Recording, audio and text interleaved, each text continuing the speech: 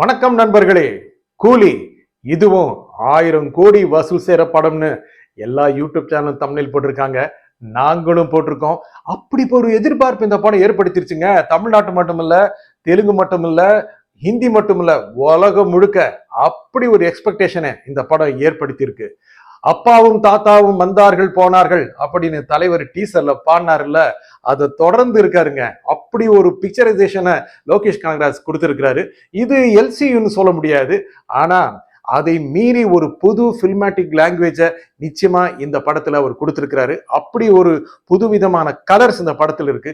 ஒரு ப்ளூ ரேஞ்சில் இந்த படத்தை அவர் கொடுத்திருக்கிறாரு. அதுக்கு ஒரு அர்த்தம் இருக்குங்க. அந்த ப்ளூ ரேஞ்சில் நடக்கிறது மூலம் ஒரு தனி விதமான உணர்வை நம்ம மாதிரி பார்வையாளர்கிட்ட லோகேஷ் கனகராஜ் விதைச்சிருக்கிறாரு.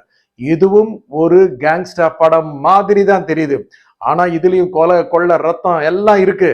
இது இருக்கிறது என்ன தெரியுமா? தங்கங்க. தங்கம்னா சாதாரண மனுஷன் கூட வாய பழப்பான்ல, தங்கமா கூச்சி வச்சிருக்காங்க. அதுக்கு எவ்வளவு போராட்டம் நடக்கும். அதுவும் அந்த கடிகாரம் டிக் டிக் டிக் டிக், அது போதிலேயே பார்க்கும்போது திக்கு திக்குன்னு இருக்குங்க. படத்துல என்ன நடக்குமோ அப்படிங்கிற ஒரு ஃபீலிங் கொடுத்துறாரு.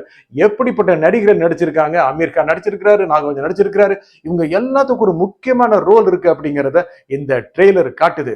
முதல்ல அவர் ஒரு கூலிங்கிற பேட்ச் எடுக்கிறாரு.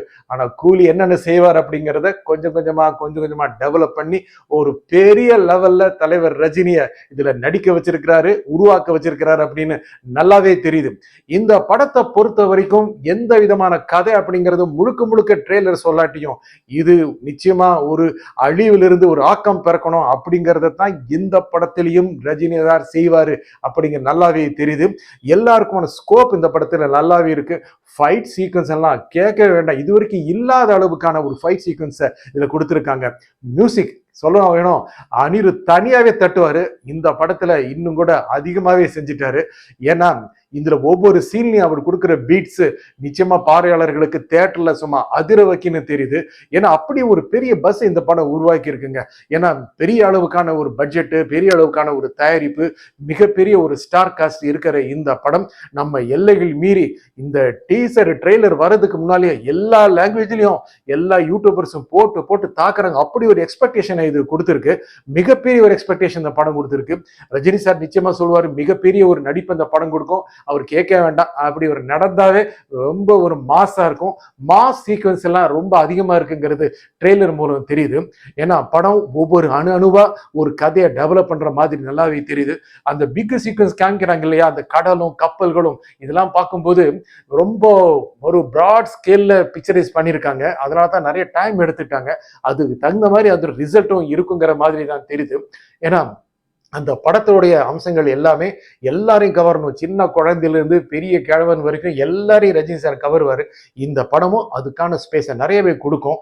அந்த அளவுக்கான ஒரு மல்டிபிள் டைமென்ஷன் கொண்ட படமா இதை லோகேஷ் கனகராஜ் படிச்சிருக்கிறார் தெரியுது. ஆனா பக்கா கமர்ஷியல் படங்க, பக்கா கமர்ஷியல் படம் நல்லாவே தெரியுது. டெய்லரை பார்க்கும்போது டாப் டு பாட்டம் முழுக்க மசாலா தான். அணுவா மசாலாவை தடவி கொடுத்துருக்காங்க. ரஜினி சார் சமீபத்தில் ஒரு கூட்டத்தில் சொன்னாரு தெரியும் நினைக்கிறேன். என்ன இந்த வயசுல என்ன கோயிலேச மாட்ட விட்டு ஸ்லோ மோஷன்ல நடக்கிறாள் கூப்பிட்டு இலக்கிய கூட்டத்தில் பேச வைக்கிறீங்களே அப்படின்னு சொன்னாரு. அவர் எதுக்கு அந்த மாதிரி சொன்னாருன்னு தெரியல. அதை சொன்னதை டைரக்டர்ஸும் கேட்டிருப்பாங்க. அவர் கேட்டதை வச்சு இன்னும் அருமையான கேரக்டர்ஸ் அவருக்கு கொடுத்து அவருடைய நடிப்பு திறமையை அடுத்த படங்களை நிச்சயமா கொண்டு வருவாங்க அப்படின்னு நம்பலாம். நன்றி, வணக்கம்.